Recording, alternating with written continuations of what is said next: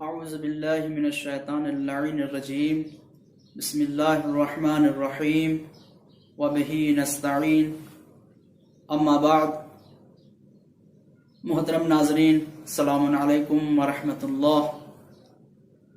مولا حضرت امیر المومنین حضرت علی ابن ابی طالب علیہ الصلوۃ والسلام ارشاد فرماتے ہیں کہ روزہ صرف کھانا اور پینا چھوڑ دینے کا نام نہیں ہے، بلکہ روزہ یعنی ہر اس چیز کو ترک کرنا جو چیز پروردگار عالم کو ناپسند ہے۔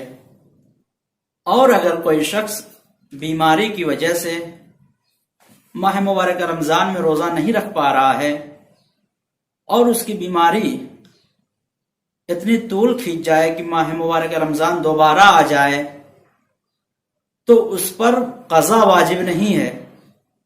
اس کے لیے ہر روزے کے عوض، ہر روزے کے بدلے ایک کفارہ یعنی ایک مطعم تقریباً 750 گرام گندم، گیہوں، جو، روٹی وغیرہ مسکین فقیر کو عنایت فرمائے۔ لیکن اگر کسی اور عذر کی وجہ سے روزہ نہیں رکھ سکا، مثلا مسافرت کی وجہ سے، سفر کی وجہ سے روزہ نہیں رکھ سکا، تو یا اس کا یہ سلسلہ آئندہ رمضان تک طول کھینچتا ہے، کسی وجہ سے وہ روزہ نہیں رکھ سکا، تو اس شخص پر قضا اور کفارہ دونوں واجب ہے۔ اگر انسان کا مرض چند سال طولانی ہو جائے، مثلا 2 سال مریض ہے کوئی شخص، تو کیا اس پر ان 2 سالوں کی قضا واجب ہے؟ نہیں، ان 2 سالوں کی قضا واجب نہیں ہے، بلکہ جو پچھلے سال اس کے چھوٹے ہوئے روزے ہیں صرف ان روزوں کی قضا واجب ہے۔ لیکن جو اس کے پہلے والے سال میں چھوٹے ہوئے ہیں اس روزے کی ہر روزے کے عوض، ہر روزے کے بدلے ایک مطعم فقیر اور مسکین کو عنایت فرمائے۔